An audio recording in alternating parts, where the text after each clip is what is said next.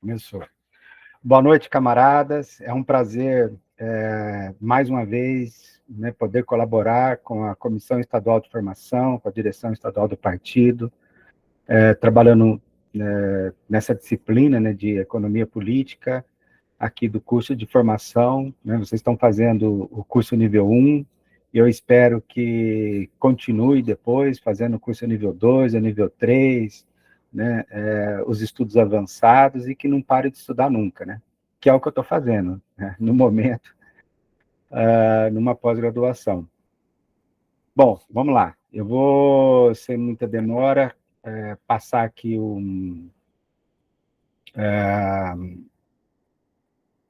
uma transparência, um slide para vocês. Vamos ver se a gente acompanha por ela. Vou tentar ver se eu consigo respeitar o tempo e aí depois deixar para vocês fazerem as perguntas, tá? Bom, vamos lá.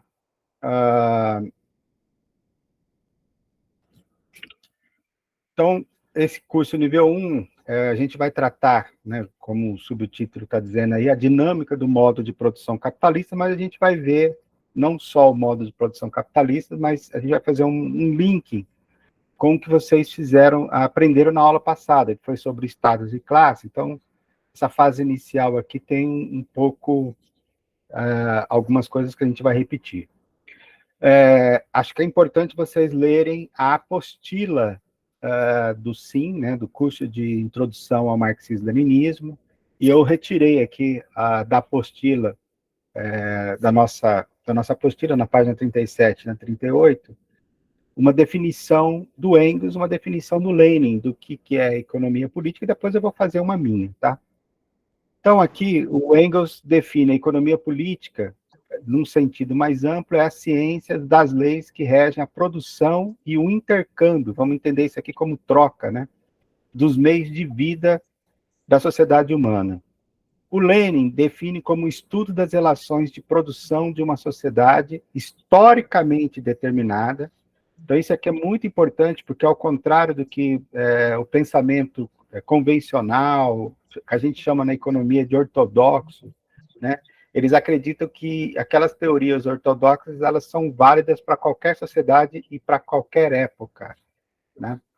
E não é o pensamento marxista. O pensamento marxista-leninista entende que cada sociedade, em cada época, vai ter a sua própria forma de economia política, por isso que ela é historicamente determinada, né?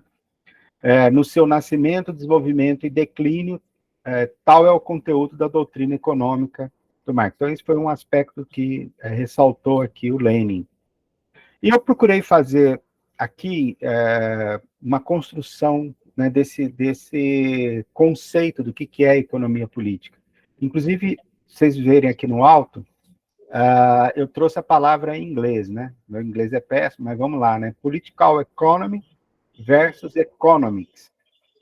Na origem, se a gente for voltar lá para trás dos gregos, economia era a ciência que estudava a administração dos assuntos domésticos, dos assuntos particulares. Só que lá na Grécia Antiga, qual era esse assunto? A quem interessava, né, a economia? Ao grande proprietário de terras e de escravos que tinha que administrar toda aquela sua propriedade, inclusive sua família, né, os escravos. E política era a administração da polis, que era a cidade-estado, né, da Grécia Antiga. Mais ou menos ali por volta do século XVI, XVII, surgiu o conceito de economia política como essa ciência que pensa a administração de toda uma nação, né? E entende que os fins públicos e fins privados, eles são igualmente importantes, e eles estão interrelacionados, né? E depois a gente tem esse conceito moderno de economia política, que a gente já viu ali com Engels e com Lenin. E, obviamente, com Marx, e os marxistas continuam defendendo esse conceito, mas a ciência tradicional, ortodoxa, ela quer arrancar essa parte da política, entre aspas, aqui, da economia, e criou esse conceito aqui de economics, ou economia, simplesmente. Eu vi ela passando o sapo. Eu estou vendo a Elza aqui. Oi, Elza. Boa noite. E aí, supostamente, uma ciência neutra, histórica, né? Uma ciência que não tomaria partido de nenhuma classe social. Mas, embora esse também fosse o pensamento de Smith, de Ricardo, por exemplo, eles entendiam, sim, que a economia ela é necessariamente política. Então, eu defino como a ciência que estuda as leis que regem as relações sociais, porque só vai existir política, economia política, se existir duas ou mais pessoas interagindo entre si, uma interagindo com a outra do ponto de vista econômico. Não importa como é essa interação, se é uma relação de igualdade ou se é uma relação onde um escraviza o outro. Vamos imaginar o Robinson Crusoe e um nativo perdido, isolado numa ilha deserta, né? Tá só os dois. Se o Robinson Crusoe explorar, escravizar esse índio nativo, é uma relação de economia política. Agora, eles também podem ter uma relação de mercado, onde cada um produz uma coisa e eles trocam entre si, né? Mas é sempre o que caracteriza a economia como uma ciência que ela é, ao mesmo tempo, política e é inseparável da política, é o fato de que não existe economia de uma pessoa isolada, isso não existe. Todas as pessoas na sociedade humana, elas convivem, elas estabelecem relações de produção, né, e de distribuição, de repartição do fruto daquilo que é produzido entre elas. Então, por isso eu defino a economia política como produção, a acumulação, né, de riquezas, a circulação, que na sociedade capitalista essa circulação se dá através do processo de compra e de venda no mercado. Óbvio, transporte, armazenagem, tudo isso faz parte desse processo de circulação. E aí, o aspecto mais importante da economia política, além da produção, é claro, como que se reparte, como que se distribui aquilo que é produzido.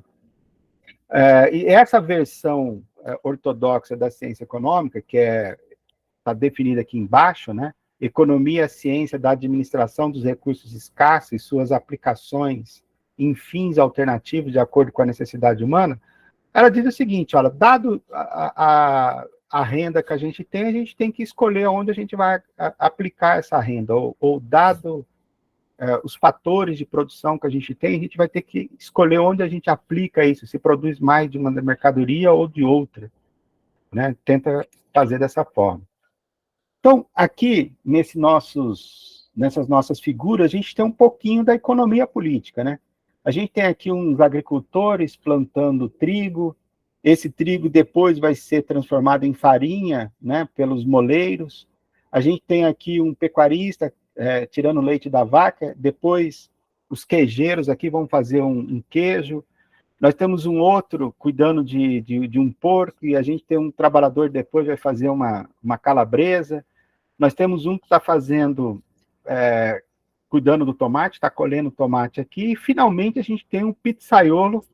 Nessa hora, talvez o meu exemplo não foi muito bom, porque é um horário de fome, mas vai lá, né? Depois eu vou explicar por que eu usei esse exemplo da pizza que o nosso pizzaiolo aqui está fazendo. Por causa disso, né? Como é que se reparte aquilo que precisou do trabalho de milhões de pessoas de uma sociedade como a brasileira, né? Essa grande pizza, que é o produto interno bruto do Brasil, como é que se reparte isso? Será que é uma fatia de tamanho igual para todo mundo? A gente sabe que não, né?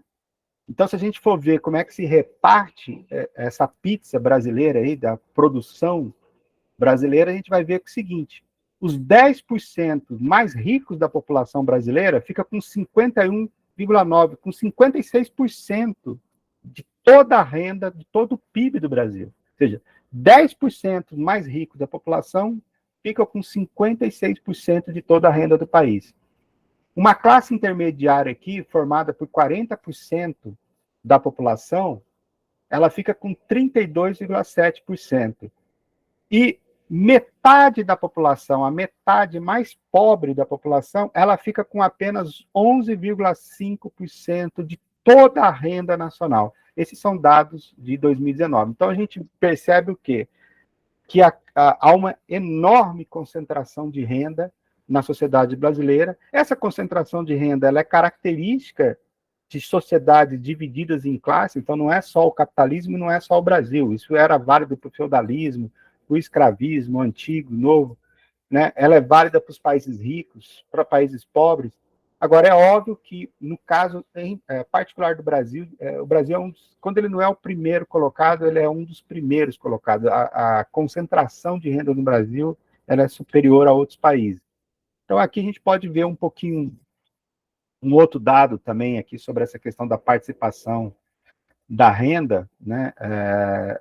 Isso aqui também de 2019, e a gente vai vendo, por exemplo, o pessoal que ganha acima de 23 mil, isso aqui acho que é por ano, não, é por mês, é só 2,7% da população, né? Então, se a gente for pegar o 1% mais rico, realmente é uma parcela muito pequena, né, da população. E a gente vai ver que 23% da população ganha até, na época, era pouco menos de 2 salários mínimos.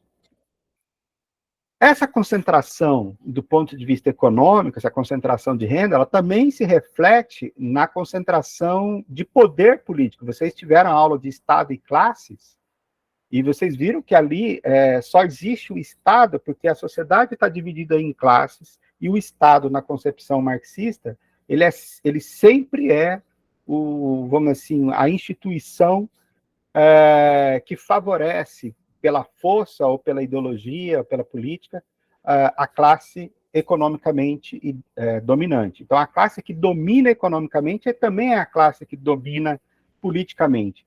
Então, se a gente for ver aqui o Congresso eleito em 2018, na verdade, a Câmara Federal de 2018, a gente vai ver o seguinte: o setor empresarial, que é esse amarelo, era 190 deputados. De 513, 190 deputados. É um percentual bastante significativo.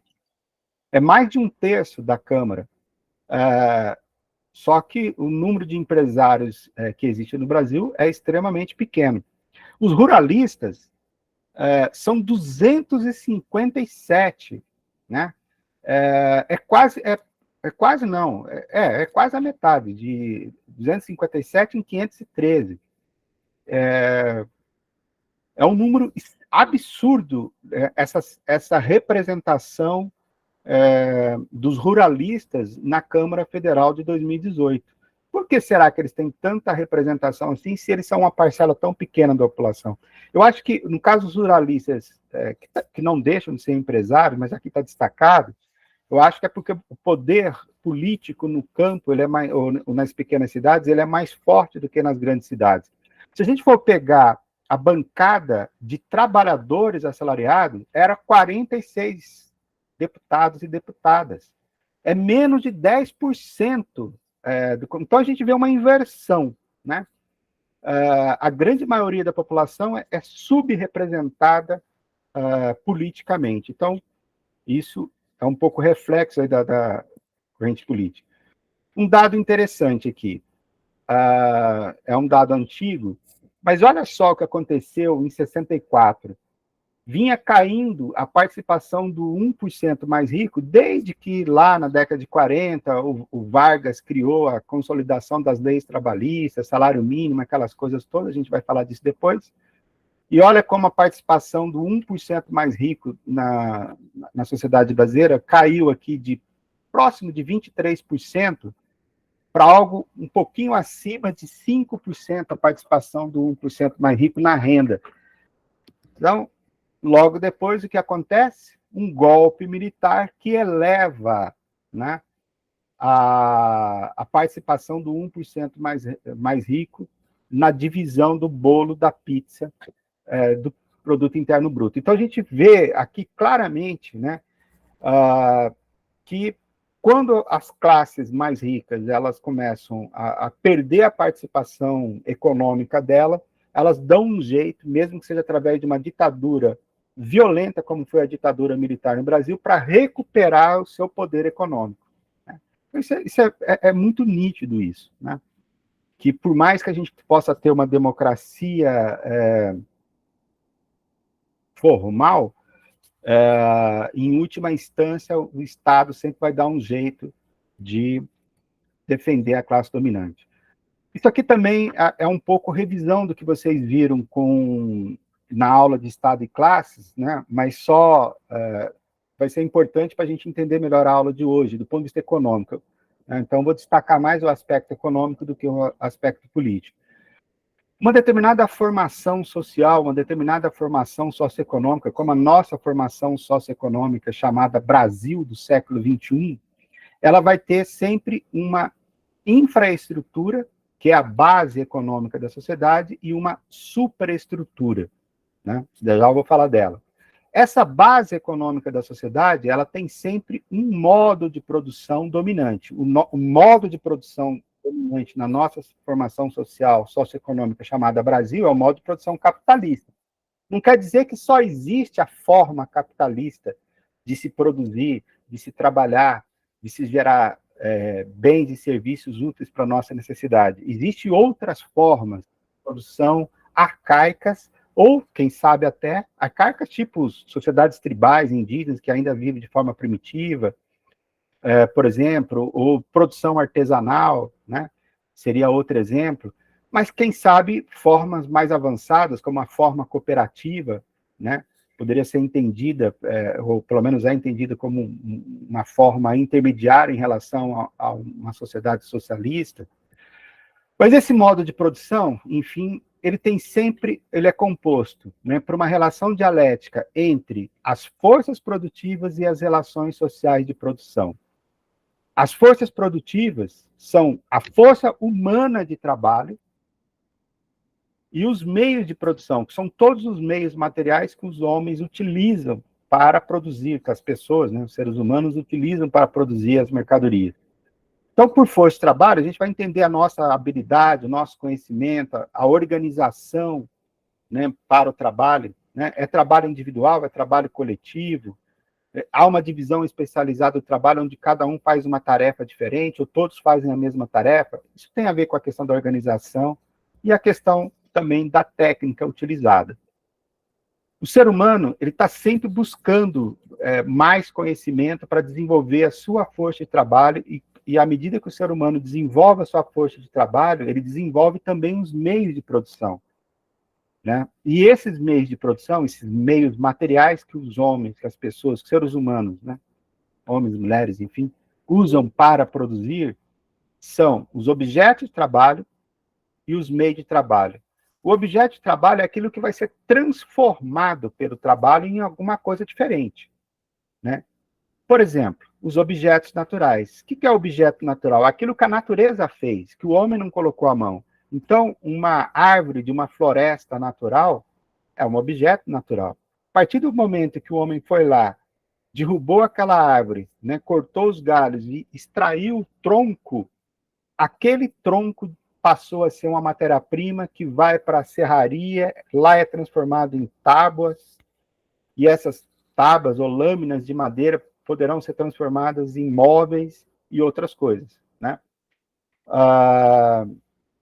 E o que são? Isso são as matérias-primas. Já teve uma transformação preliminar, mas ainda vai carecer de outras transformações até chegar no produto final.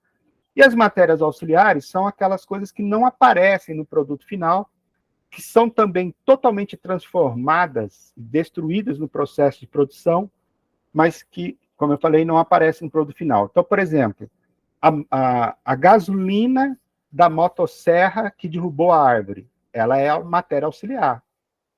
A energia elétrica que move a serra elétrica, que transforma um tronco de madeira em tábuas ou em lâminas de madeira. Então, essa energia elétrica, ela é uma matéria auxiliar. Indo para o outro lado, os chamados meios de trabalho, a gente tem os instrumentos de trabalho e os meios auxiliares. O instrumento é aquilo que age diretamente sobre o objeto de trabalho. Então, é a motosserra que eu citei, é a serra elétrica, é o bisturi do médico, né? O instrumento de trabalho pode ser esse computador que eu estou usando, né, com essa tela, toda a rede de internet que a gente está usando. Isso é um instrumento do meu trabalho aqui como professor dando uma aula para vocês, né? O que é o material auxiliar? Material auxiliar pode ser o galpão onde está instalado a serraria, pode ser a sala de aula, não o equipamento que a gente usa. O quadro negro, ele é um instrumento de trabalho, mas a carteira onde a pessoa senta, né, o prédio em si, é um meio auxiliar. Né? Por quê? A diferença entre instrumento de trabalho e meio auxiliar é que o instrumento ele age diretamente sobre o objeto que está transformado. Então, por exemplo, por que o computador e esse slide que eu estou usando aqui ele é um instrumento de trabalho? Porque a imagem que vocês estão vendo e o som da minha voz está sendo transmitido, ele está indo diretamente no cérebro de vocês, e espero eu que estejam transformando o cérebro de vocês para o bem, né? Para ter uma compreensão melhor da sociedade. Aquilo que é útil, mas que não está agindo diretamente sobre o cérebro de vocês, como de repente uma cadeira que vocês estão sentando, poderia ser entendido aí como um meio auxiliar. Agora vamos ver o outro lado, né? O lado das relações sociais de produção. Não apareceu a palavra sociais aqui, mas entendo como relações sociais, né? Relações estabelecidas entre as pessoas. Mas o Marx destaca, dentre essas relações sociais, duas em particular. As relações de propriedade. Relações de propriedade do quê? Propriedade da força de trabalho e propriedades do meio de produção. Então, por exemplo, numa sociedade como a escravista, o trabalhador, né, o escravo, trabalhadora, a escrava, eles não só não tinham propriedades, como eles próprios eram propriedades do senhor de terras e de escravos, né? Os meios de produção, obviamente, como a terra, as ferramentas e tudo mais, pertencia também a esse senhor de escravos. E qual que era a relação de distribuição que surge a partir daí? Dessa relação de propriedade. Essa relação de propriedade vai determinar a forma da relação de distribuição. Ora, numa sociedade como a escravista, o escravo vai ficar com aquilo que ele comer, né, que for lhe dado para comer. Basicamente é isso, é o mínimo necessário para a sua subsistência humana, né? O restante fica com o proprietário de terra de escravo, que vai usar uma grande parte para o consumo de luxo ali da sua família e para sustentar os capatazes que vigiam esses escravos, para sustentar o Estado. Daqui a pouco a gente vai falar um pouco dele de novo, né? Vocês viram isso na aula passada. Mas, enfim, numa sociedade como a capitalista, há uma separação do seguinte aspecto. Os capitalistas são proprietários de meios de produção. Os trabalhadores são proprietários de força de trabalho. Então, na sociedade capitalista, os trabalhadores vendem a sua força de trabalho para os capitalistas em troca de salário. Certo?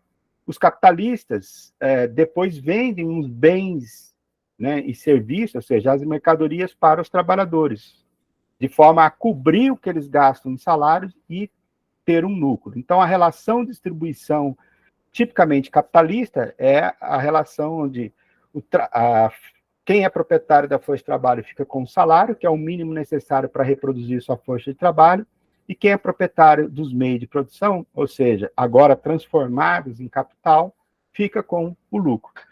Vejam, a gente tem forma, eu acabei de falar agora há pouco, que uma formação social concreta como a do Brasil, ela não tem só o modo de produção capitalista. Existem outras formas não capitalistas de produção auxiliares dentro desse modo de produção capitalista. Então, por exemplo, a pequena propriedade rural, né?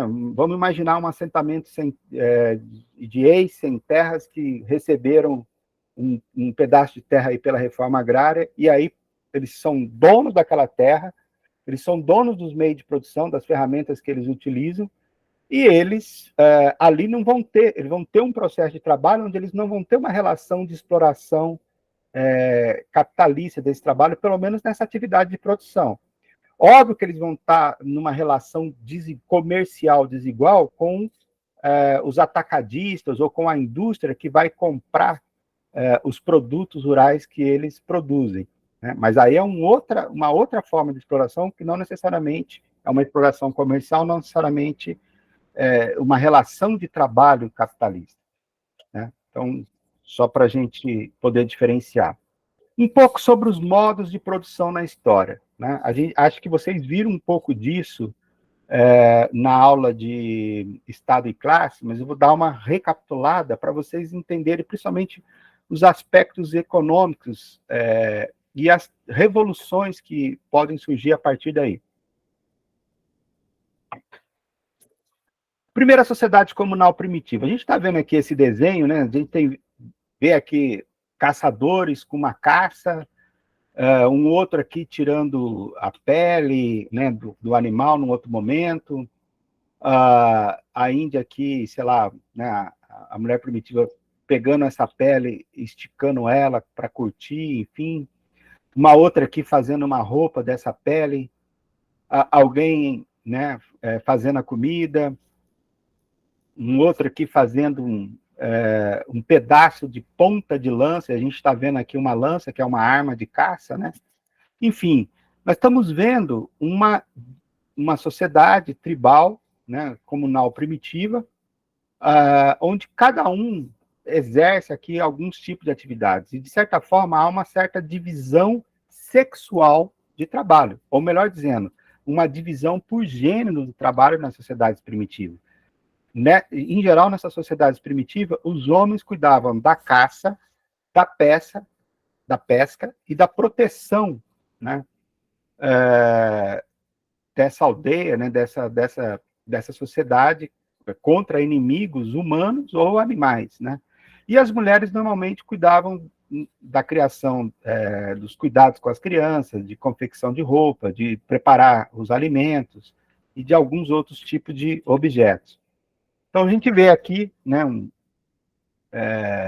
jovens, já menino ainda, né, um adolescente aqui, fazendo um treinamento de caça, né, índio brasileiro. Aqui também são índios brasileiros. Percebam o seguinte, que eles fazem diques na beira do rio para poder pegar o peixe. Aqui vocês talvez não consigam enxergar, mas o índio adulto está dando um peixe para o curumim aqui, para o índio criança, né, pré-adolescente. E olha o que tem na mão dele aqui também, um objeto de pesca, tipo uma armadilha para pegar peixe, né? Percebam que é uma tarefa, como eu falei, tipicamente masculina numa sociedade primitiva onde havia essa divisão de gênero. Aqui, tudo bem que é uma Índia, entre aspas, civilizada, que está com roupa aqui, mas ela está produzindo de forma bastante artesanal, ou seja, de forma como milenarmente se produzia. Se alguém já assistiu o filme Ghost, pode ver que ela não está usando aquele aparelho giratório, né, que a Demi Moore usa lá no filme Ghost para fazer a cerâmica, que ela está da forma mais primitiva, né, que ela está construindo aqui a cerâmica, né? Mas, enfim, aqui a gente já tem uma outra Índia e dois estágios diferentes de um objeto de cerâmica, né? E aqui ela já está na fase final, ó, de pintura. Mas, e aqui a gente tem uma aldeia, né, indígena. O que é importante a gente destacar, né? Nessa sociedade, por que ela é chamada de comunismo primitivo por Marx? A razão é simples. Porque absolutamente tudo que uma pessoa tinha dentro dessa sociedade, as demais também tinham. E por que isso? Porque tanta matéria-prima para produzir, seja um arco e flecha, seja uma lança, né, uma arma de caça, seja um objeto como esse, né, uma panela de cerâmica ou um vaso de cerâmica, enfim, para guardar água, a matéria-prima estava ali na natureza, era só ir lá e coletar isso, e o conhecimento de como fazer o objeto era compartilhado, né?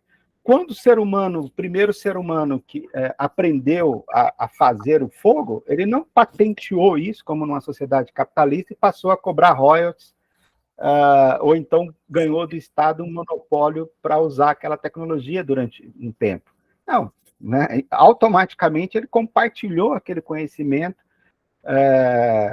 com os seus parentes, vamos dizer assim, com os membros daquela tribo, daquela sociedade. Então, esse conhecimento, ele era coletivo. E a propriedade da natureza também era coletiva. Então, por isso que tudo que um tinha, o outro tinha. Não tinha gente mais rica e gente mais pobre. Ah, mas alguém poderia perguntar, mas não tem um cacique, não tem um pajé, não tem um líder? Sim, mas essa liderança que havia não era uma liderança imposta pelo poder econômico, como é hoje, como a gente viu agora há pouco. Né? Essa liderança política ou militar, ou essa liderança religiosa, aí no caso, sei lá, por exemplo, de um pajé, era exercida a partir das próprias habilidades naturais da pessoa, né? da capacidade dela de liderança, né? E não por diferencial econômico. Então, acho que essa característica é importante do comunismo primitivo, né? E óbvio que, do ponto de vista da superestrutura, a gente falou do ponto de vista da infraestrutura, ou seja, do ponto de vista das condições produtivas, né? Das forças produtivas dessa sociedade e das relações sociais de propriedade coletiva, né? Da natureza e do conhecimento. E do ponto de vista da superestrutura, óbvio que os conhecimentos, as instituições culturais, religiosas, etc., eram proporcionais ao nível de conhecimento científico, vamos assim, de conhecimento da natureza, da sociedade que eles tinham naquela época. Né? E, como eu falei, não eram instituições que precisavam defender uma classe dominante sobre outra, porque não havia essa distinção de classe. Quando que começa a mudar isso? Né? Quando se desenvolve a agricultura, então a gente tem, né, nesses dois desenhos aqui, indígenas latino-americanos, da atual América Latina aqui, produzindo milho, ou de alguma outra região produzindo trigo, né? E aí vamos voltar para aquele gráficozinho que eu tinha colocado antes. De acordo com Marx, as forças produtivas elas estão sempre evoluindo, né? Porque o homem está sempre desenvolvendo a sua força de trabalho, o seu conhecimento, a sua habilidade, a sua técnica, a sua organização, e com isso também desenvolvendo novas ferramentas, novos instrumentos de trabalho para produzir mais com menos esforço. Esse contínuo progresso das forças produtivas, de acordo com a visão do materialismo histórico dialético de Marx, em algum momento vai se chocar com as relações sociais de produção estabelecidas. E quando isso acontece, essas relações sociais de produção, elas se transformam num freio, para usar as palavras do Marx, em grilhões, né, que travam, que bloqueiam a continuidade do desenvolvimento das forças produtivas. E aí se cria uma crise revolucionária que só se resolve com uma revolução social que muda as relações sociais de produção. Com isso, vai mudar toda a infraestrutura e, mais cedo ou mais tarde, essa superestrutura também vai mudar. Então, essa superestrutura está relacionada a uma consciência social e as instituições que são criadas para manter essa consciência social, esse pensamento ideológico dominante daquela sociedade. Barulho é essa, Eduardo? Sem lição? Vamos avançar. Tem alguém que está desmutado aí, está interrompendo. Isso, Patrícia. Patrícia está com o microfone aberto, tem que fechar. Por favor. Bom, podemos continuar, né? Vocês estão me ouvindo bem, né? Então, por que a agricultura e por que a pecuária, né? Então, a gente vê aqui um egípcio cuidando do gado, aqui também egípcio tirando leite das vacas, né? Por que a agricultura e por que a pecuária fizeram essa revolução, que foi a transformação da sociedade comunal primitiva numa sociedade diferente dela, né?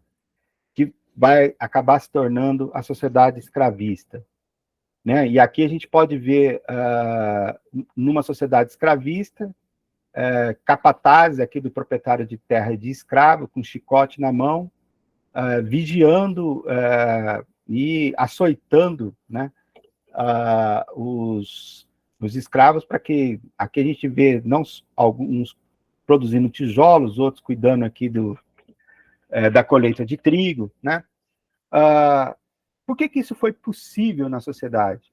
Porque a partir do momento que se desenvolveu a agricultura e a pecuária, uma pessoa pôde ser capaz de produzir mais do que o necessário para garantir a sua subsistência e da sua família. Quando se caçava nas sociedades primitivas uma caça qualquer, né, como a gente viu agora há pouco, você tinha que comer aquela caça, né? Então vamos voltar lá naquele nosso exemplo, né, que a gente viu aqui.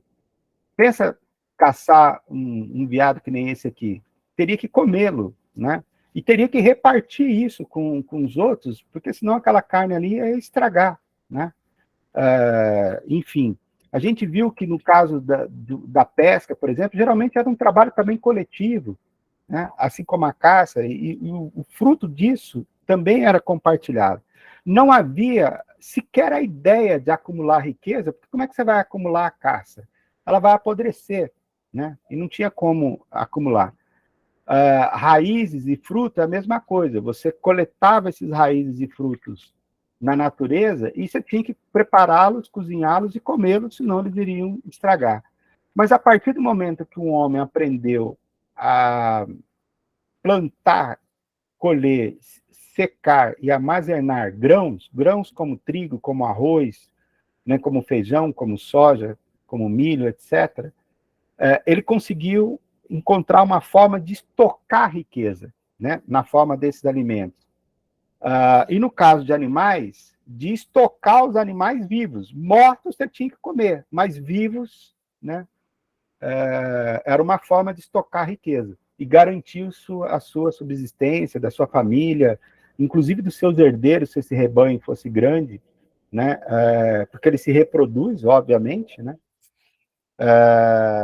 Então, a possibilidade de exploração de excedente, ela surgiu a partir daí da agricultura e da pecuária. Então, e o escravismo surge a partir de então, né? E qual foi a grande vantagem do ponto de vista econômico do escravismo? É que uma parcela da população pôde deixar de trabalhar em atividades produtoras de alimentos, como a caça, como a pesca, ou, nesse caso, como a agricultura e como a pecuária, e essa parcela da população vai se dedicar, então, a outros ofícios, como a carpintaria, a ferraria, que está aqui representada, né, nesse relevo, o artesanato aqui com couro, a tecelagem, são exemplos que eu vou tirando, né? Além disso, a partir do momento em que a gente tem uma sociedade escravista, onde alguns são proprietários de terras, de escravos e de outras riquezas, e outros não são proprietários, uma das coisas que surgem é a escrita para registrar essa propriedade. Então, a gente está vendo aqui que nessa sociedade escravista não temos só o capataz que está vigiando o escravo, a gente tem um outro que está com como se fosse uma prancheta aqui para escrever, para anotar, né, a quanto andava aqui a produção, né? Então, isso surge a partir da escrita.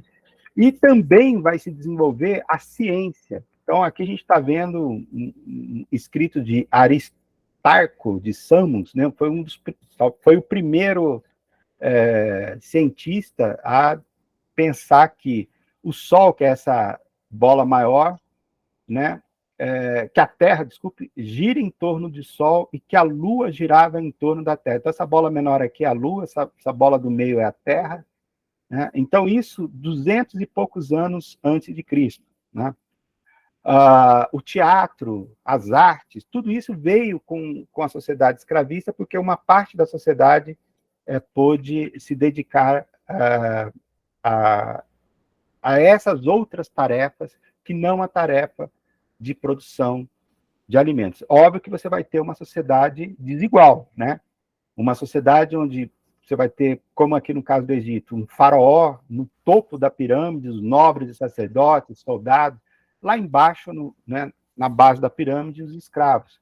Ou numa sociedade como a Grécia Antiga, os cidadãos eram os nobres e os soldados, né? Os metecos aqui são estrangeiros, né? Os escravos e as mulheres não tinham cidadania, porque não podiam participar, né, das estruturas de Estado. Então, seja numa monarquia absolutista, como era o caso aqui da romana, da trupa egípcia, seja no caso da estrutura de Estado, entre aspas, democrático, que é o Senado grego, né? Ou também o Senado romano, que era uma democracia para poucos, ou seja, era uma democracia apenas para homens e nobres, né? Proprietários de terra de escravos. E, finalmente, o que vocês viram na aula passada é que, aonde há uma sociedade dividida em classe, tem que haver um exército, tem que haver uma polícia para manter aquele domínio de classe, né? E também para conquistar novas terras e novos escravos. E dá uma olhada que aqui esses soldados romanos estão andando pela Via Ápia, e essa estrada era também uma função do Estado, construir, né, estradas, construir canais de irrigação como que a gente tinha no Egito, né, que eu estou mostrando nessas imagens, construir aquedutos, e esse aqui, por acaso, é um aqueduto romano, mas em Portugal, que era uma província romana, né, no passado. No sistema feudal, a gente... por que ele surgiu, né, a partir da dissolução justamente do Império Romano, né? Porque naquela sociedade escravista, eles precisavam cada vez de mais terras e mais escravos. Para ter mais terras e mais escravos, precisavam cada vez de mais soldados. Só que aí, o soldado tinha que ser um cidadão livre, que deixava de trabalhar nos ofícios artesanais, né? Deixava de trabalhar ou na ciência, né? Para quê? Para fazer uma atividade não produtiva, que era a atividade militar. E aí, com isso, essa sociedade romana, assim como outras antes, Grécia, assim como outras antes, Egito, elas acabavam entrando em decadência, quando uma parcela muito grande da sua população livre, a população cidadã, se dedicava à atividade militar e não a outras atividades produtivas, né? No sistema feudal, você não precisa de ter uma proporção tão grande ali, talvez, de soldados, porque você dá um grau um pouquinho maior de liberdade para o servo de gleba, onde o servo de gleba ele vai ter suas porções de terra para plantar os meios necessários para a sua subsistência, mas ele tem que entregar uma parte do que ele produziu para o senhor feudal, né? Então, a gente vai ter os campos onde vão estar os servos. E o que eram os burgos? Eram as cidades fortificadas, né? O burgo era esse muro que cercava as cidades, onde estava lá o clero, onde estava a nobreza, onde estavam os comerciantes, né? Onde estavam os artesãos. Então, a gente tem aqui um pouco dessa representação, né? Dos burgos e, em volta, os campos, né? No feudalismo. E uma hierarquia também, né? Tem várias formas da gente ver essa hierarquia, mas, obviamente, né, o rei era o grande monarca daquela sociedade, abaixo dele os duques, os condes, os viscondes, né, os nobres, e também o alto clero, né, bispo dali para cima, abaixo o baixo clero, né, os padres, né, os soldados, enfim, os cavaleiros, abaixo os soldados de infantaria, que iam a pé, e, obviamente, os camponeses e servos. Na Idade Média, num sistema feudal europeu, né, a gente tinha a igreja cumprindo um papel ideológico, onde ela monopolizou a produção de conhecimento, porque as escolas, as universidades eram todas vinculadas a um mosteiro, a um convento, a um seminário da Igreja Católica na época, e isso ajudava ela a cumprir um papel ideológico no sentido de manter os servos pacíficos, ou seja, impedir que eles lutassem contra os senhores feudais. Quando que isso vai mudar? Né? A partir de uma série de acumulações de riquezas, chega um determinado momento em que a gente começa a ter as grandes navegações, começou isso com Portugal, com Espanha, já vou falar disso, que é o processo de colonização, né? Como a de Portugal, que veio aqui para o Brasil, ou como a colonização espanhola, que dominou o Império Inca.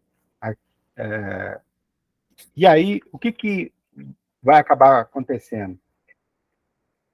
Nesses novos povos colonizados, se produzia uma série de artigos que eram caros na Europa, como o nosso açúcar aqui no Brasil, ou como aquelas especiarias que vinham da Índia, ou a seda que vinha lá da China, do Japão, e por aí vai. Né? E isso era muito caro. E os senhores feudais, óbvio, queria isso, que era artigo de luxo, e precisavam de renda, moeda para poder comprar isso, né, dos comerciantes. Né? E aí a forma que eles encontraram foi o quê? No sistema feudal que a gente viu, praticamente não havia trocas, a não ser nas cidades, né? E as trocas eram principalmente por meio de escambo. Né? Essa produção rural que a gente vê aqui, do campo, era uma produção de subsistência, né? E uma parte desse produto era entregue em espécie para o senhor feudal, ou isso que a gente está chamando aqui de manso servil, manso comunal e manso senhorial. Às vezes os servos tinham que trabalhar parte do tempo em terras específicas para gerar os meios de subsistência para o senhor feudal, para ter direito de trabalhar nas suas próprias porções de terra. Né? Só que nessa fase das grandes navegações, de criação de um mercado mundial de troca de mercadorias, os senhores feudais, então, resolvem expulsar os camponeses das suas terras, cercar as terras de uso comum. Então, por isso a gente está vendo essa representação aqui, que é a cerca. Aqui também a gente está vendo várias cercas, né, nessa área de terra, e isso passou a ser alugado para capitalistas explorarem essa produção, pagando uma renda da terra, pagando o aluguel para a terra. E os capitalistas, o que vão fazer? Né, eles vão contratar parte dos servos que foram expulsos dessa terra, só uma parte. Né? E essa parte é obrigada a trabalhar muito mais do que trabalhava antes, né, para poder gerar uma mais-valia. Daqui a pouco eu vou falar o que é a mais-valia, para pagar não só o lucro do capitalista, mas também do senhor feudal. Né? Bom, e aí a gente vai, nas cidades, desenvolver as chamadas forças de produção capitalista. Esse desenho aqui, na verdade, não é capitalista. Esse desenho aqui é da época do Império Egípcio. Mas é só para mostrar o que significa, né, de acordo com Marx, essas forças de produção tipicamente capitalistas. A primeira é que, ao contrário do sistema feudal europeu, que era baseado no trabalho individual do camponês, né, ou do artesão na oficina artesanais, a forma tipicamente capitalista, assim como no passado as formas escravistas, ou no escravismo brasileiro também, ou no escravismo do Egito, ela emprega a cooperação de diversos trabalhadores. Né? Então, a gente está vendo aqui um monte de trabalhador para quebrar uma pedra e depois para transportar essa pedra para construir as pirâmides. Ou seja, é algo inimaginável de alguém construir sozinho. Precisava da força de um monte de homens para poder construir isso. Então, a cooperação, ela permite isso. A cooperação permite, por exemplo, que nem aqui, é uma pesca de arrastão. uma fase moderna aqui, né? Mas a pesca de arrastão já existe há muito tempo, né? Pelo menos na forma capitalista. Numa forma do pescador individual, cada um vai com a sua redezinha pequena pescar. Só que sempre vai ter um peixe, sempre vai escapar muitos peixes entre uma rede e outra, né, dos pescadores. Agora, quando você estende uma gigantesca rede, que vários trabalhadores participam dela, a eficiência, o que eles vão conseguir arrancar de peixe é muito mais do que, por exemplo, 10 pescadores usando uma rede enorme, coletiva, eles conseguem pescar muito mais do que 10 pescadores isolados, cada um com a sua rede. Então, a cooperação é algo que aumentou muito a capacidade produtiva da economia nessa transição do feudalismo para o capitalismo. A outra é a divisão especializada do trabalho, que é um exemplo da fábrica de alfinete do Adam Smith, né, lá do século XVIII ainda, onde alguém vai esticar o arame, o outro vai cortar o arame, o outro vai afiar a ponta, o outro vai fazer o acabamento, o outro vai embalar, vai ter um que vai vender, um que vai entregar. Então, se a gente estivesse pensando aqui numa fábrica de roupa, uma pessoa vai desenhar uma roupa, a outra vai cortar, várias vão costurar, outras vão fazer o acabamento. Então, essa divisão especializada do trabalho, ela aumenta a produtividade e isso leva a aumentar a mais-valia relativa. E, finalmente, a maquinaria, onde você introduz um motor a combustão, um motor a vapor, um motor elétrico, onde a força passa a ser feita pela máquina e não pelo ser humano. Aqui a gente está vendo duas mulheres em cooperação amassando a mandioca para fazer farinha de mandioca. Fica muito mais fácil se você tiver um mojolo, que é esse, movido a água, né? Onde o próprio movimento da água faz socar no pilão, né? Como a gente vê aqui. A gente tem aqui um trabalhador numa carpintaria de construção civil, fazendo um furo manual na madeira, e aqui uma moça sorridente com uma máquina fazendo esse trabalho de forma muito mais leve, né? Lógico que numa empresa capitalista ela não ia estar tão leve, tão sorridente assim, porque o ritmo que ela ia trabalhar ia ser tão alucinante que mesmo sendo mais leve, acho que ela não ia ficar com a cara tão feliz, não, né? A gente tem visto aqui também como que a máquina pode facilitar o trabalho. A troca, né, do tear manual para o tear mecânico. Então, o desenvolvimento do capitalismo, né? E aí a gente vai perceber, né, chegar finalmente na chamada mais-valia. Eu estou ultrapassando o meu tempo já aqui em quase 10 minutos que eu estava programando, mas vou ver se eu consigo já estou indo para o encerramento. Fique à vontade, Sinival. Tá bom, é que o assunto é extenso. Mas vamos lá. Imagina esse carro. Vamos imaginar ele como 100 mil reais, que é mais ou menos o preço de um carro popular, né? Hoje no Brasil está no mínimo 70 mil, 100 mil reais aqui. Então, o que a gente vê? 30% dele, equivalente a 30 mil, é o que o Marx chama de capital constante. O que é o capital constante? É as máquinas, as ferramentas, o prédio onde está instalada a fábrica. Por que Marx chama isso de capital constante? Porque para o Marx, tudo que um capitalista gastar com máquinas, com ferramentas, com matérias-primas, com prédios, instalações, etc., com essa parte material da produção, ele vai receber de volta. Em média, nem um centavo a mais, nem um centavo a menos. O capitalista gastou 30 mil de material para fabricar um carro, ele vai receber os 30 mil de volta. Já a parte que a gente está vendo aqui em verde, né, capital variável, é o salário pago aos trabalhadores. E por que Marx chama o salário pago aos trabalhadores de capital variável? Porque o trabalhador vai devolver para o capitalista não só o que ele recebeu de salário, como também a mais-valia. E o que é a mais-valia? Lembra que a gente falou lá atrás, agora há pouco, que com a agricultura e com a pecuária, o homem passou a ser capaz de produzir mais do que o necessário para garantir a sua subsistência? O ser humano passou a ser capaz, depois da agricultura e da pecuária, a criar excedente. Né? O que é o excedente? É além do necessário para eu reproduzir a minha força de trabalho. Então, tudo isso é excedente.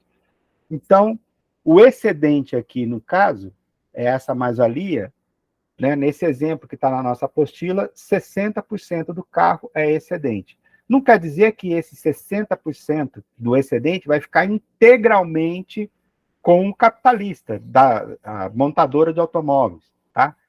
Parte disso vai ficar com o comércio de automóveis, parte disso vai ficar de impostos para o Estado, né? Então, dessa mais-valia aqui, ela vai se repartir. Parte disso vai ficar com o banqueiro, o sistema financeiro que financiou a atividade industrial. Né? Então, essa mais-valia, ela se reparte, né? Mas é todo esse excedente que foi produzido e que não foi gasto para pagar os salários dos trabalhadores que produziram o carro. Né? Então, é importante entender esse conceito de mais-valia como excedente. Então, nesse nosso exemplo, a partir daí o Marx define o conceito de taxa de mais-valia, que ele entende como o grau de exploração da força de trabalho. Nesse nosso exemplo, 60 mil do carro fica para os capitalistas, 10 mil é o salário pago, né, para o conjunto de trabalhadores, isso dá uma taxa de mais-valia de 600%. Não confundir isso com a taxa de lucro. Ele está gravado. Né? No caso da taxa de lucro, os 60 mil de mais-valia, dividido pelos 30 mil de capital constante, né, de matérias-primas, máquinas, ferramentas, mais os 10 mil de salário, vai dar aqui 60 por 40, vai dar 1,5 vezes 100, 150%. Então, uma taxa de mais-valia de 600%, uma taxa de lucro de 150%. Nesse processo de acumulação de capital, né, o Marx entende que, à medida que o capitalismo se desenvolve, a tecnologia se desenvolve, as forças produtivas se desenvolvem, os trabalhadores eles movimentam uma quantidade cada vez maior de meios de produção por trabalhador. Então, aumenta a composição técnica. E o resultado disso vai ser um aumento da composição, que o Marx chama de composição orgânica do capital. A relação entre o capital constante, ou seja, o valor dos meios de produção, e o capital variável, ou seja, o valor da força de trabalho. Então, isso vai aumentando. O capitalismo ele vai empregando cada vez mais máquina, ferramenta e matéria-prima e, proporcionalmente, cada vez menos trabalhador. Emprega-se mais trabalhador, mas, proporcionalmente, cada vez menos. Né? E uma outra circunstância é o que o Marx chama de processo de acumulação, concentração e centralização de capital. Então, o que é a acumulação de capital? É pegar a mais-valia, ou seja, o lucro, e comprar mais máquina, mais ferramenta, mais matérias-primas, principalmente, um pouco também a mais de trabalhadores, para aumentar a produção, aumentar as vendas, aumentar os lucros.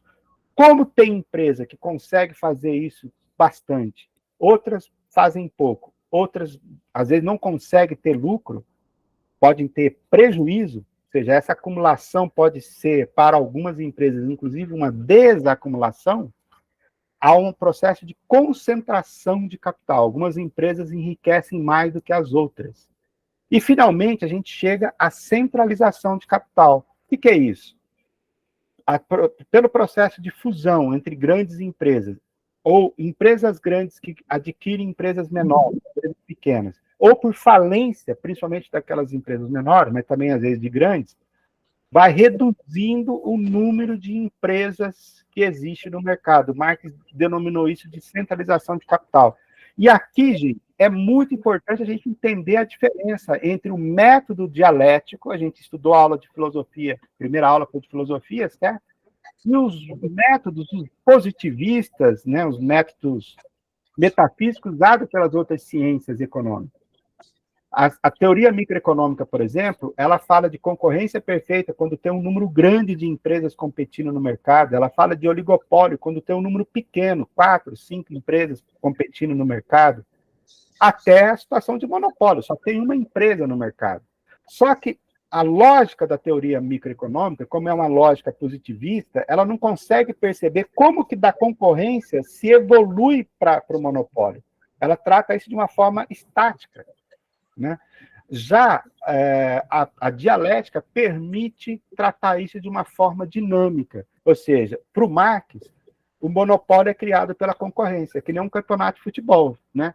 Não começa todo mundo, só que no campeonato de futebol começa com todo mundo 0 ponto, um vai disputando contra o outro, quem conseguir vencer mais, empatar menos, perder menos, vai ser o campeão, né? Só que no futebol, como eu falei, começa tudo igual, porque essa é a regra do jogo. No capitalismo nunca começou assim, né? E aí, o resultado final é uma criação de uma superpopulação relativa, ou o que Marx chama de exército industrial de reserva, né?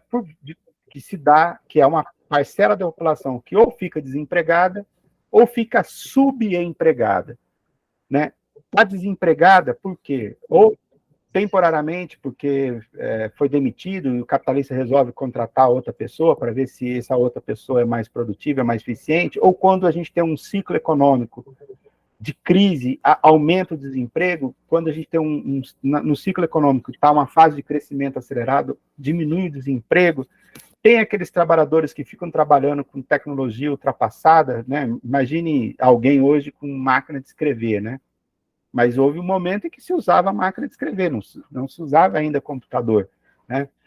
Enfim, a mão de obra estagnada, aqueles que ficam fazendo alguma atividade artesanal ainda muito antiga e tradicional, e o pauperismo, aqueles que Marx definiu como trabalhadores aptos para o trabalho, órfãos, criança, morador de rua. Enfim, a ideia do Marx é que essa superpopulação relativa, desempregada, subempregada ou miserável, ela vai aumentando à medida que aumenta o capitalismo. Será que isso é verdade? Será que não? Né? Quando a gente olha para o mundo hoje, é interessante a gente observar o seguinte: tem diminuído, no período mais recente, o número de miseráveis. Mas graças a quem? A China, e o outro país é a Índia, né? Aqui em azul a gente tem desculpe, aqui em laranja a gente tem a queda da quantidade, né, de pessoas abaixo da linha da pobreza, que era praticamente 800 milhões de pessoas na China, e isso caiu para em torno de 100 milhões hoje. Não tem aqui o da Índia, mas houve uma certa diminuição nos últimos anos, nas últimas décadas, do número de miseráveis por conta do avanço da China e por conta do avanço, num menor ritmo, da Índia, que, embora seja uma nação capitalista, mas é uma nação capitalista que tem uma intervenção muito forte do Estado na economia, tem crescido muito, e graças a isso é um país que tem conseguido também tirar bastante gente da pobreza. Esse processo de acumulação, concentração e centralização de capital faz com que a gente chegue ao imperialismo, que o Lenin define como a fase monopolista do capitalismo.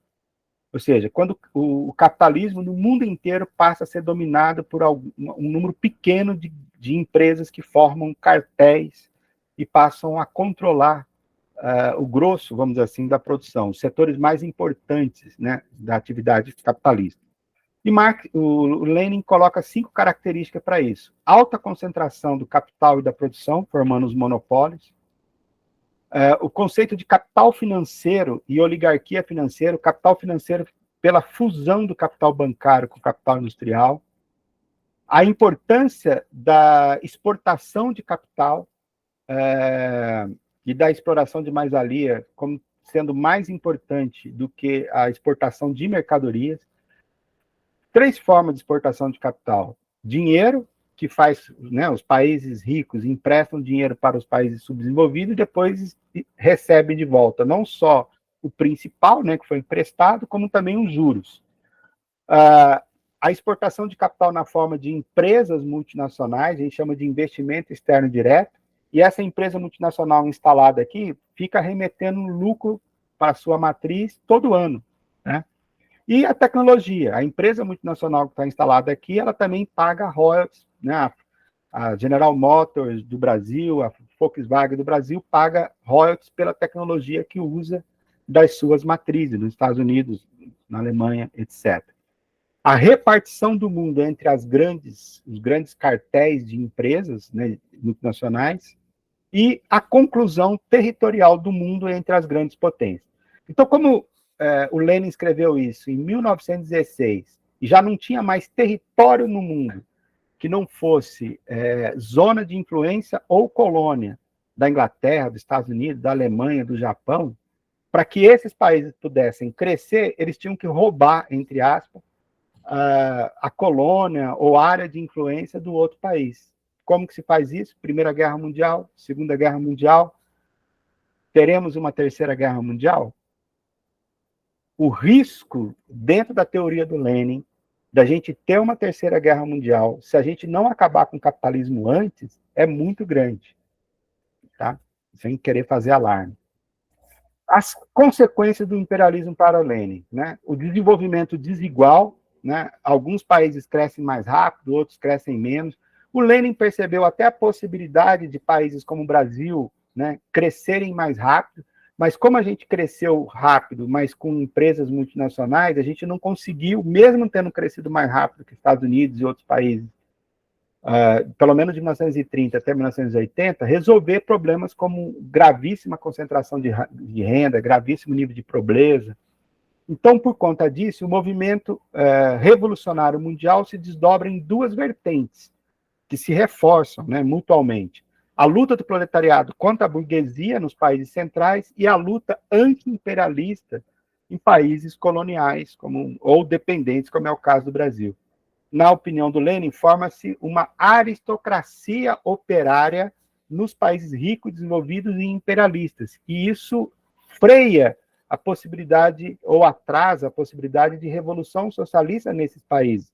Por isso que o Lenin imaginou, e acertou, eu diria até infelizmente, que as primeiras revoluções socialistas não aconteceriam nos países mais desenvolvidos, como Inglaterra, Alemanha e Estados Unidos, como pensava o Marx, mas como pensava Lenin, países como a Rússia, que era atrasado em relação a esses países desenvolvidos que eu citei. Países como a China, países, de repente, como Cuba, como o Brasil, como o Vietnã. Infelizmente, o que eu digo é que o Lenin acertou. E por que eu digo infelizmente? Porque se o Marx tivesse acertado nesse aspecto, eu acho que se essa revolução tivesse acontecido de fato pelos países mais ricos, talvez a gente já tivesse feito a revolução no mundo inteiro. Mas essa competição de país subdesenvolvido que faz uma revolução socialista, mesmo que a gente tenha avançado muito, no caso da União Soviética, a gente vê hoje a China avançando muito, vamos assim, essa forma como se deu as revoluções socialistas, ela acaba criando dificuldades maiores para a sobrevivência, para a continuidade dessas revoluções. Mas esse é um assunto que eu não vou tocar aqui, vou deixar aí para quem for ser o professor da aula de socialismo. Bom, o Brasil, só para falar um pouco de nós, né, é um país que foi colonizado por Portugal. Eu só queria destacar aqui, quando a gente lê nos livros de história, a gente costuma dizer o seguinte, que o Brasil era uma colônia de exploração, que país como os Estados Unidos era uma colônia de povoamento. Então, eles entendem que colônia de exploração como o Brasil, baseada na monocultura, né, como a cana-de-açúcar, o café, o algodão, qualquer coisa assim, no sistema escravista, no latifúndio, essa monocultura também é latifúndio, está lá embaixo. O foco era o mercado externo e havia uma dependência econômica. Supostamente, a colônia de povoamento, primeiro, ela é policultura, ela cultura diversos alimentos, o trabalho é livre, usa pequenas e médias propriedades, o foco é o mercado interno e isso daria mais autonomia para essas sociedades. Eu discordo dessa tese, eu quero, inclusive, escrever um artigo e publicar numa revista científica, discordando dessa tese, porque se a gente for pegar os Estados Unidos e o Brasil, os dois tiveram povoamento, né? Foram europeus para lá, foram negros para lá e para cá, né? E os dois ocuparam umas terras que pertenciam a sociedades originárias, a povos originários, né? Qual que é a grande diferença, na minha opinião? Nos Estados Unidos, colônias britânicas que usaram pequena propriedade e trabalho livre, e teve outras que usaram latifúndio e sistema escravista. Mas, para mim, as duas tiveram povoamento, as duas formas tiveram exploração.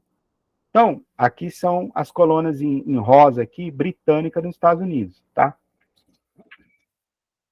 Se os Estados Unidos não fosse uma colônia de exploração da Inglaterra, né, fosse só uma colônia de povoamento, como a literatura diz, por que os Estados Unidos entraram em guerra contra os ingleses, se eles não eram explorados pelos ingleses? É óbvio que eles eram explorados pelos ingleses. Por isso que eu não aceito essa tese.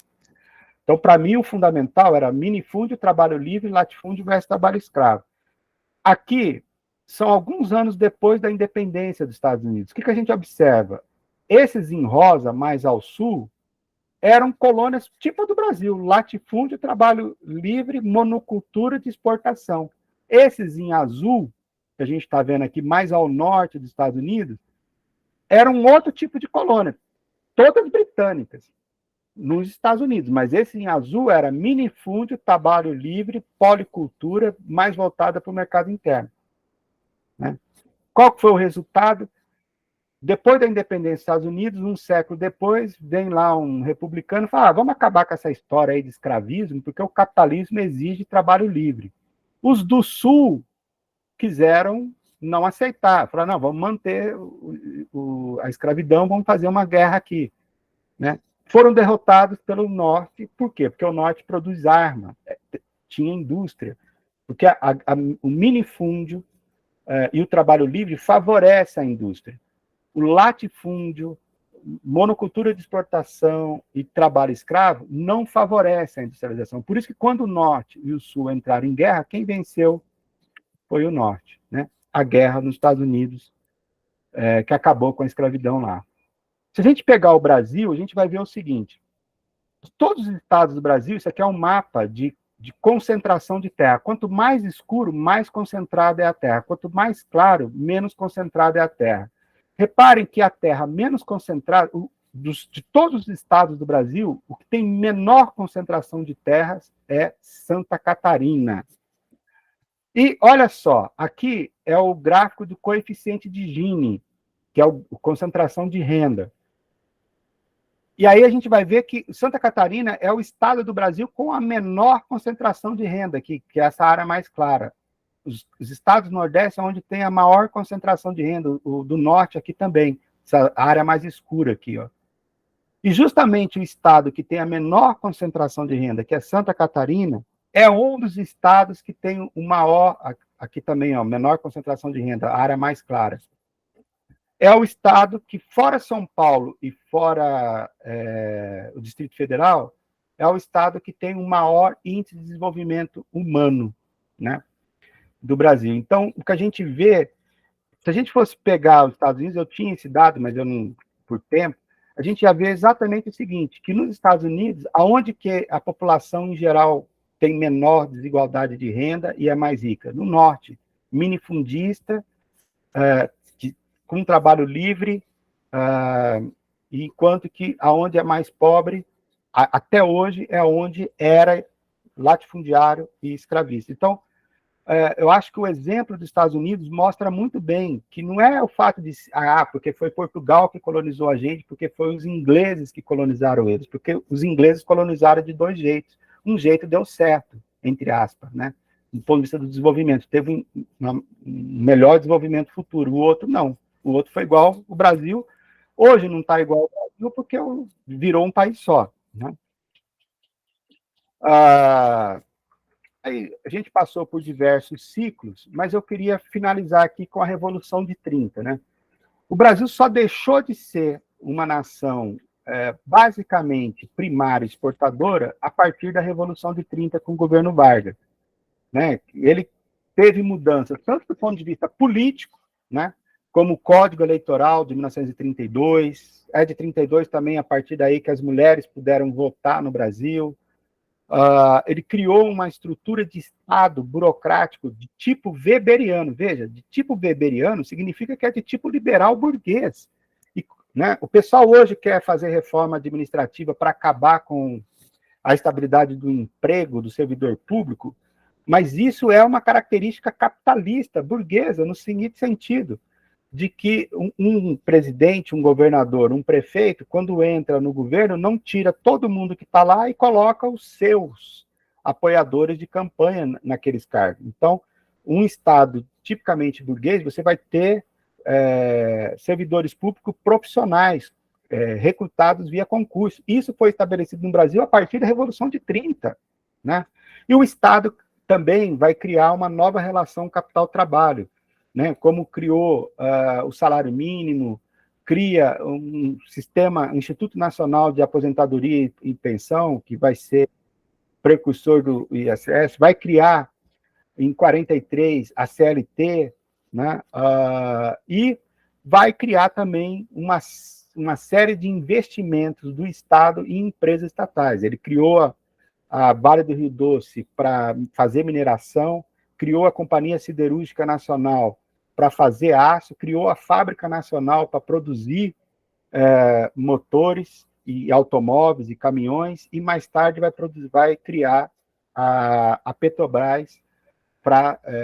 Então, são exemplos, né, da revolução do ponto de vista político, econômico, feita a partir da Revolução de 30, e aí a gente tem aqui o seguinte, né, para finalizar mesmo, né, do lado esquerdo, em vermelho, a gente tem um gráfico do investimento público. Então, a gente vê aqui, ó, de 1947 até 1975, o investimento público cresceu. E com isso, em azul, aqui do lado esquerdo, a gente vê a participação da indústria, da manufatura no PIB. Ela também cresceu, quando cresceu o investimento público. Quando o investimento público caiu, a participação da manufatura no PIB caiu. E produto industrial, produto manufaturado, ele vale mais do que produto agrícola, ou produto primário, ou seja, uma camisa de algodão vale mais do que algodão, né? Um carro feito de aço vale mais, óbvio, do que minério, né? E isso, a gente vê aqui também o seguinte, em azul, no lado esquerdo do gráfico, a gente vê o investimento público em percentual do PIB. Ele sai de 3%, vai para 10%. Depois ele diminui. Quando o investimento público aumentou, o que é essa produtividade relativa em rosa aqui do lado direito do gráfico? Aqui a gente tem o percentual da renda média do trabalhador lá dos Estados Unidos em comparação com o brasileiro. Em 1947, os brasileiros ganhavam, em média, 18% do que ganhavam os norte-americanos. No auge, aqui, em 1980, os brasileiros chegaram a ganhar 36% do que ganhavam os norte-americanos. Quando a participação do Estado no investimento caiu, o salário, a renda per capita média do brasileiro também caiu. Teve um pequeno aumento aqui na fase do governo Lula, mas depois despenca aqui com a crise de 2015 e 16. Aqui também é o mesmo dado aqui a proporção entre o que os brasileiros ganham em relação aos Estados Unidos, em termos de PIB per capita, a gente viu crescer e depois viu cair, teve uma fase razoavelmente boa aqui, governo Lula 2, principalmente, governo Lula 1, essa reta, parou de cair, governo Lula 2 subiu, Dilma subiu um pouquinho, a Dilma, na verdade, se manteve aqui, depois da Dilma despenca. Enfim, era isso que eu queria mostrar, desculpe, eu acabei extrapolando completamente o tempo, mas para dar conta do que estava na apostila, eu precisei fazer isso. Essa lista de presença, a gente precisa acessar a página ou é automática a presença? Não, é só você clicar ali naquele link para responder, Carlos. Ok. Se puder colocar o link novamente? Posso colocar sim. Obrigado. Bom, agora, qual que é a ordem de quem vai fazer a pergunta aí, Silvia? Então, devido ao tempo, nós vamos ter condição de fazer 2, no máximo 3 perguntas de 3 minutos. Tá.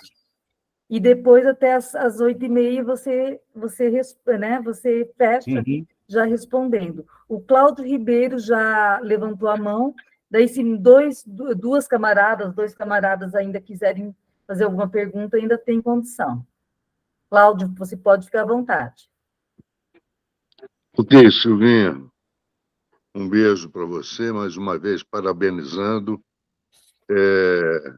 Senivaldo, a minha participação é de agradecimento, parabenizando a sua aula, mas eu não vou deixar de fazer uma provocação, né?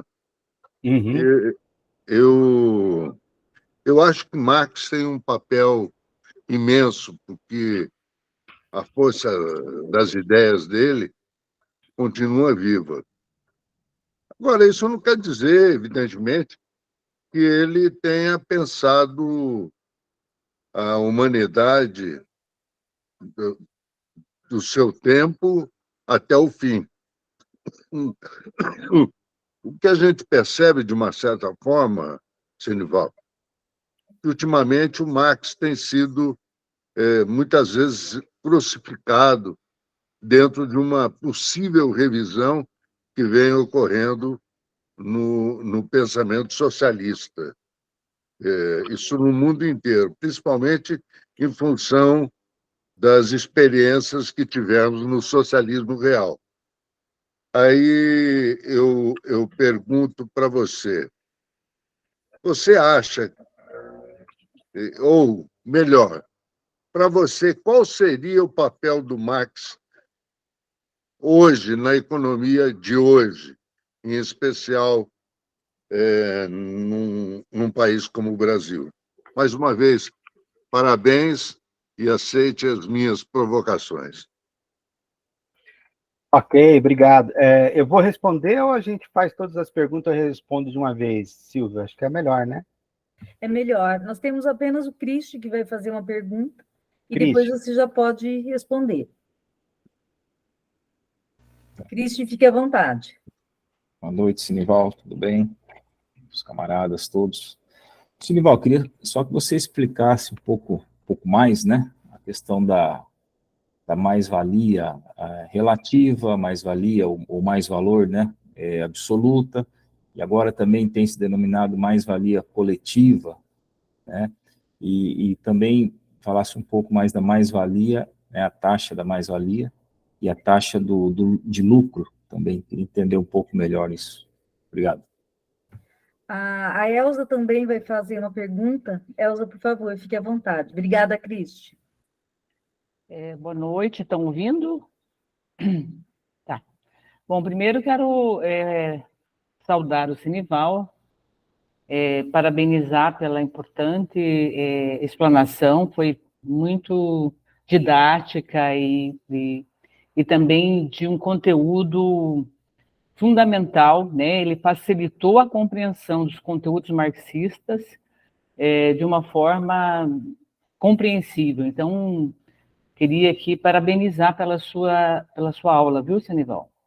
E a minha questão é a seguinte, eu não sei se você, no início da aula, deve ter falado, mas a economia política, claro que o Marx aprofundou de forma magistral o conceito e o colocou no seu lugar fundamental, né, de compreensão, mas ela vem de outros economistas, digamos assim. Então, eu queria que você falasse um pouquinho se você não falou. E a segunda questão é a relação da centralidade da categoria trabalho, que eu imagino, eu penso, né, pelo que eu conheço, pouco que eu conheço, que o trabalho tem uma relação umbilical com a economia política, um não vive sem o outro, né? Digamos assim, ela faz parte. Inclusive, na sua intervenção, na sua aula, você relacionou todos os modos de produção e a concepção do trabalho nesse modo de produção. Então, que você falasse um pouquinho sobre a centralidade do trabalho e a economia política nesse momento, né, nessa atualidade, aí, já que o trabalho tem sido questionado como central na vida humana nesse momento, né? É um pouco isso. Obrigada, viu?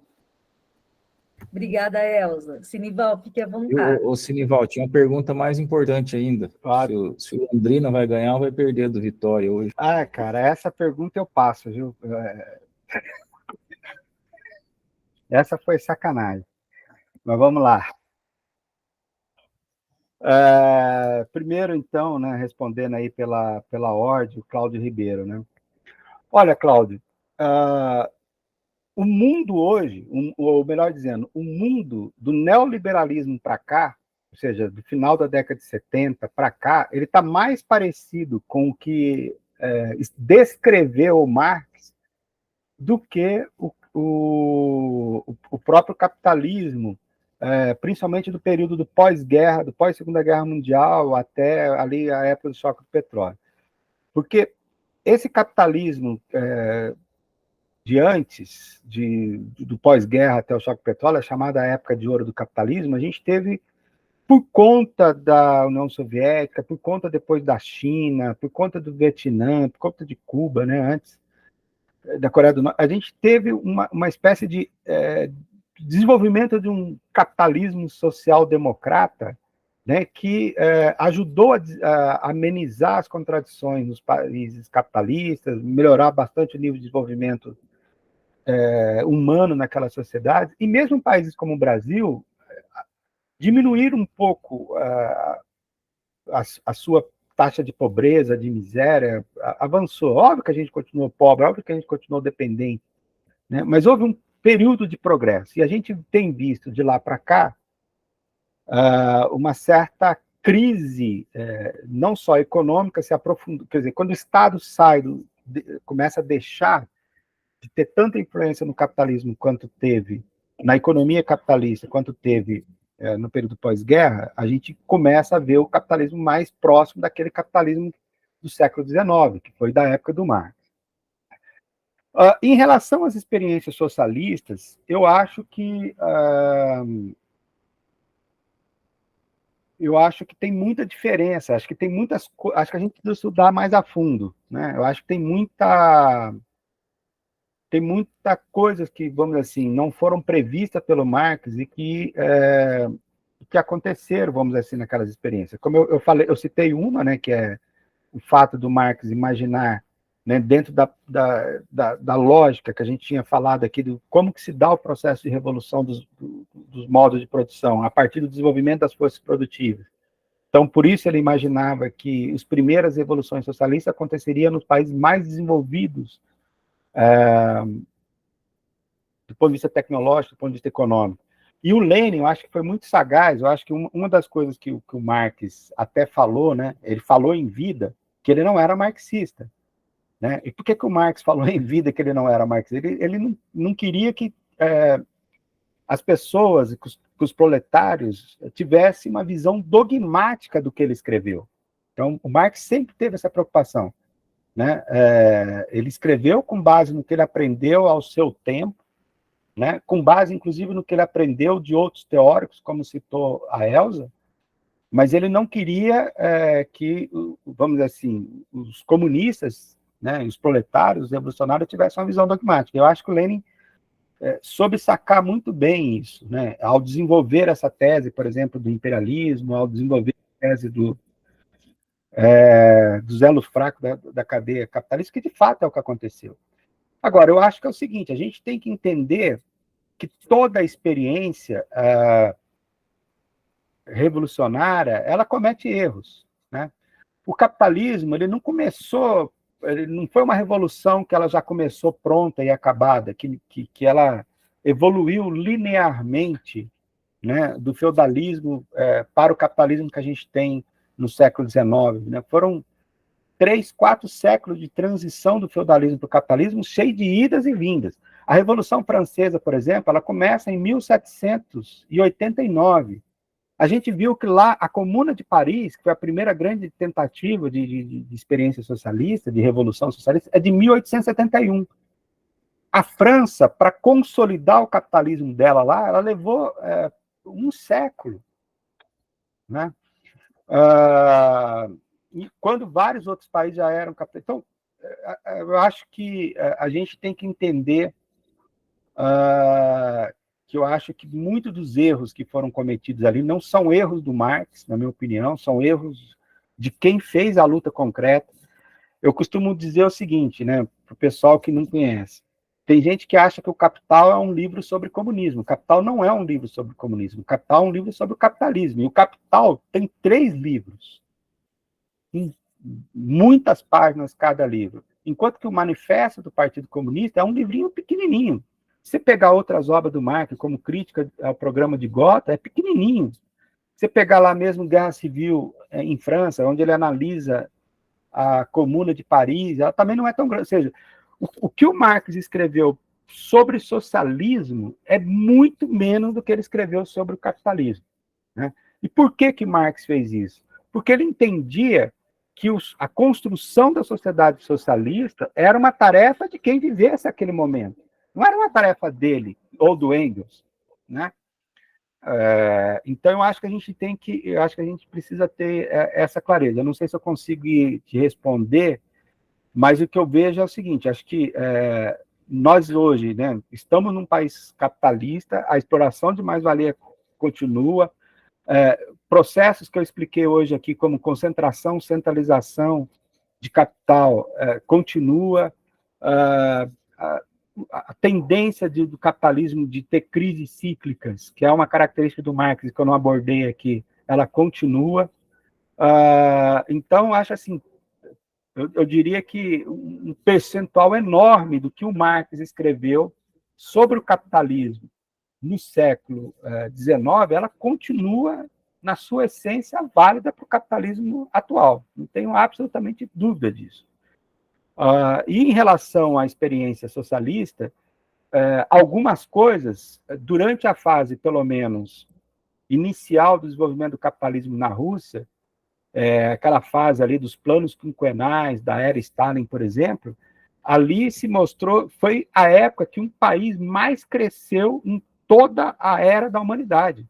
Nem o crescimento chinês dos últimos 40 anos conseguiu superar o crescimento da União Soviética, da era dos planos quinquenais, ali mais ou menos de 1828 até 1956, quando o Khrushchev dá o golpe, que começa a destruir, né, aquela forma de planejamento econômico que tinha sido construída na era Stalin. Isso apesar da Segunda Guerra Mundial ter acontecido naquele momento.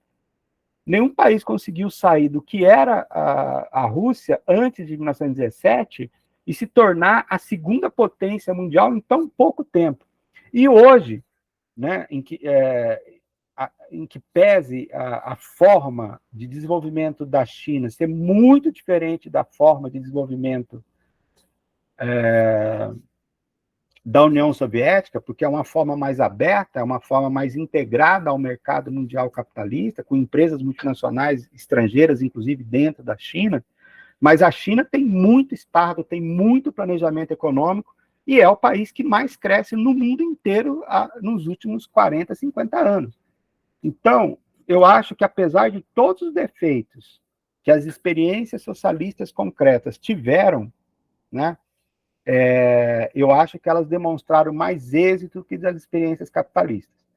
Quando o pessoal aqui fala de Cuba, por exemplo, que Cuba é pobreza, que Cuba é isso, que Cuba é aquilo, o pessoal quer comparar com quem? Com o Brasil, das favelas, né, da pobreza miserável, da falta de tudo do Nordeste ou do lado Norte?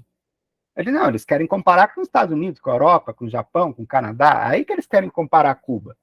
Agora, por que não compara Cuba com os países da América Central? Por que não vai comparar Cuba com El Salvador, com Nicarágua, né, com Belize, com Honduras, com Haiti, né?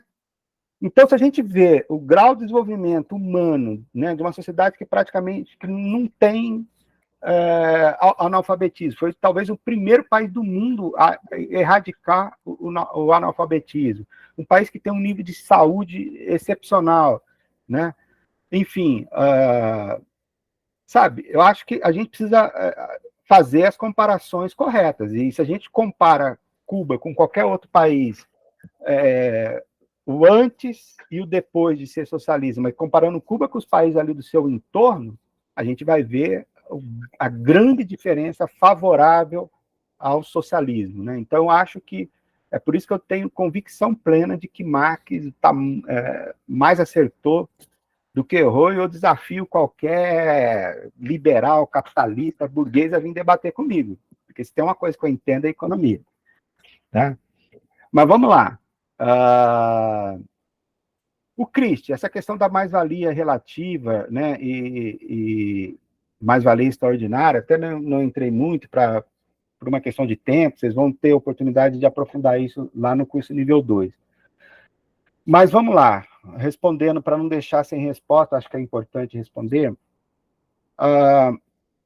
O Marx coloca basicamente duas formas principais, e uma delas a gente pode desmembrar, né? De aumentar a mais-valia. Uma é o aumento da mais-valia pela forma absoluta. Então, nessa forma absoluta, o trabalhador ele tem que trabalhar mais, ele tem que ter um maior desgaste físico, mental, sem receber mais por isso, né? Então, seja aumentando a jornada de trabalho, sem aumento correspondente do salário, ou aumentando a intensidade, o ritmo, a força que o trabalhador é obrigado a trabalhar. E o filme do Chaplin, Tempos Modernos, é lógico, ali é uma caricatura, mas ele representa muito bem disso, né? Quando a gente vê lá o gerentão da fábrica ordenando a um dos operários lá para acelerar, né, o ritmo da esteira, né, da fábrica, que faz o Chaplin ter que apertar parafuso muito mais rápido.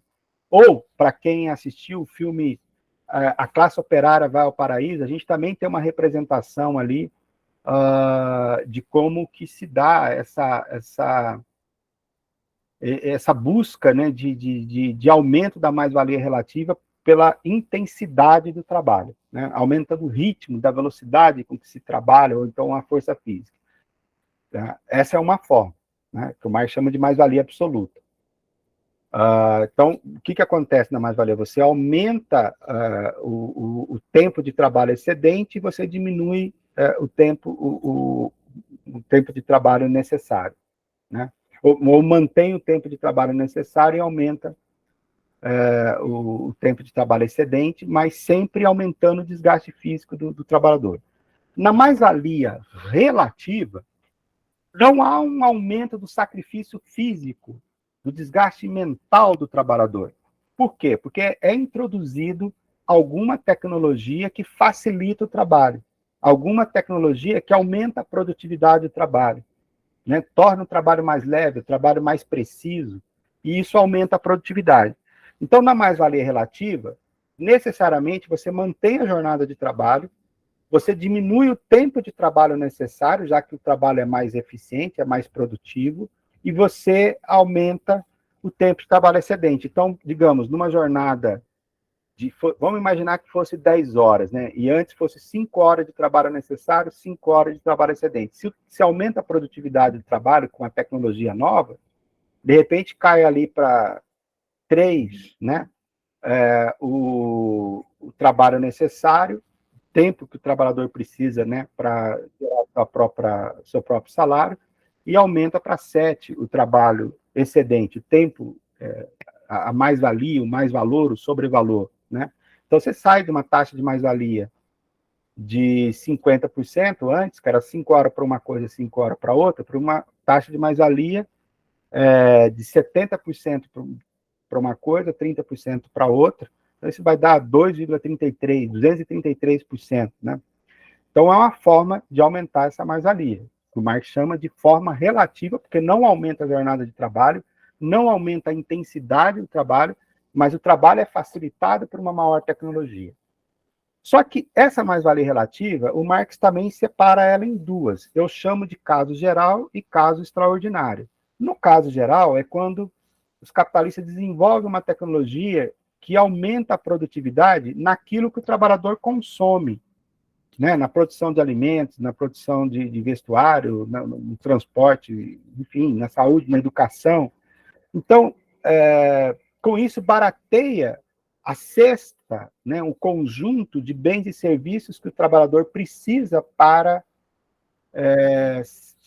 garantir a sua subsistência, né? Lembrando que a subsistência do trabalhador é comida, é habitação, é educação do seu filho no mesmo nível daquele trabalhador. Então, dentro da concepção, que não é só do Marx, tá? É uma concepção, aí também respondendo a Elza, do Smith, é uma concepção do Ricardo, é uma concepção do Malthus, de que o capitalismo ele tende, pelo menos no nível estacionário, reproduzir o mesmo padrão de vida dos trabalhadores. Se você tem um operário, que na época do Marx, pelo menos, não precisava estudar, o trabalhador não ia receber um salário que desse para ele manter o filho na escola. E a escola, na época do Marx, era privada, não era pública. Já o engenheiro, como precisava, para reproduzir aquela força de trabalho, que ele estudasse, então o engenheiro tinha que ganhar um salário suficiente para manter o filho dele na escola, que na época era privada, até o filho dele se transformar em engenheiro. O filho do engenheiro podia não ser engenheiro, mas ia ser médico, ia ser, sei lá, advogado, algum profissional liberal, né? Então, quando o conjunto desses meios necessários para reproduzir a força de trabalho baixa o valor, porque aumentou a produtividade na produção deles, então isso reduz o tempo de trabalho necessário, sobra mais tempo de trabalho excedente. Agora, existe o que o Marx chama de mais-valia extraordinária, né? E por que é extraordinária? Porque basta que uma empresa sozinha consiga aquele progresso tecnológico. Então, se uma empresa só consegue aquele progresso tecnológico, ela vai vender os seus produtos pelo preço de mercado, mas ela tem um custo menor. Então, com isso, ela tem um super lucro, uma mais-valia extraordinária, uma taxa de lucro extraordinária. E aí ela vai acumular mais lucro, mais capital, vai poder investir mais ainda em tecnologia.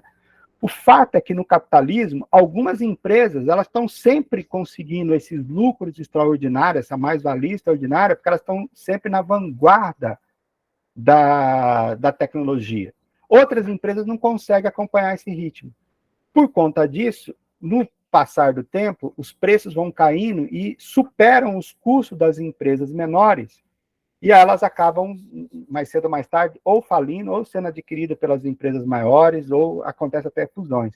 Então, essa questão da mais-valia extraordinária, que eu não tinha explicado antes, ela está intimamente ligada, Cristi, com aquele processo de acumulação, concentração e centralização de capital que leva à redução do número de empresas que atuam no mercado específico, né? Então, não sei se eu consegui responder sua pergunta, mas, enfim, pelo tempo aqui. E aí, Elza, em relação a essa questão, né, do papel da economia política, né? De fato, o Marx até falava, né, que quando ele escreveu o Capital, que ele estava fazendo uma crítica à economia política clássica. Então, porque a economia política que existia até Marx era uma economia política que defendia o capitalismo. Então, isso é muito interessante. Isso. Antes do Adam Smith, tinha uma economia política que defendia o protecionismo e tal, né? Foi aquela fase do mercantilismo, e depois a gente passou a ter uma economia que passou a defender o liberalismo lá para a Inglaterra e para outros países, mas era sempre uma economia política que defendia o capitalismo. O Engels, inclusive, foi ele que começou a estudar primeiro a economia política e falou da importância da economia política para o Marx, e o Marx acabou depois superando o Engels no estudo, né, sobre economia política. E o Marx ele escreve o Capital como crítica da economia política. Mas a gente pode entender que o Marx ele criou uma nova economia política, né? Só que com uma característica interessante.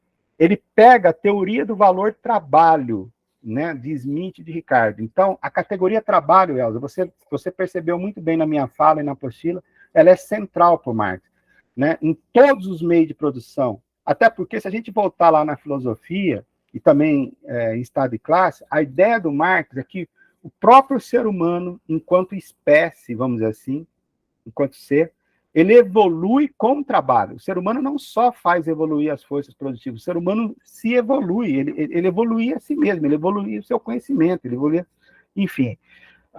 Então, por isso que o trabalho para o Marx tem uma característica fundamental. E o que há em comum em Marx e Smith e Ricardo é ter uma teoria do valor trabalho, né? O Smith tem até o famoso paradoxo da água e do diamante, né? Porque o diamante ele é muito mais valioso do que a água, né? Então, isso o Smith usou para dizer que não é a utilidade que faz uma coisa ser cara, mas é a quantidade de trabalho para produzir. Porque desde Aristóteles já se discutia o que determina o valor das coisas, é a utilidade ou é o trabalho. Então, tanto para o Smith quanto para o Marx, a utilidade era só uma condição sine qua non para que algo tivesse valor. Ninguém ia comprar nada que não tivesse utilidade.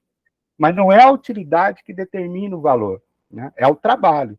E aí a gente tem, por exemplo, o ar que nós estamos respirando. Ninguém de nós aqui consegue viver 1 minuto, 2, 3 minutos sem o ar que a gente está respirando.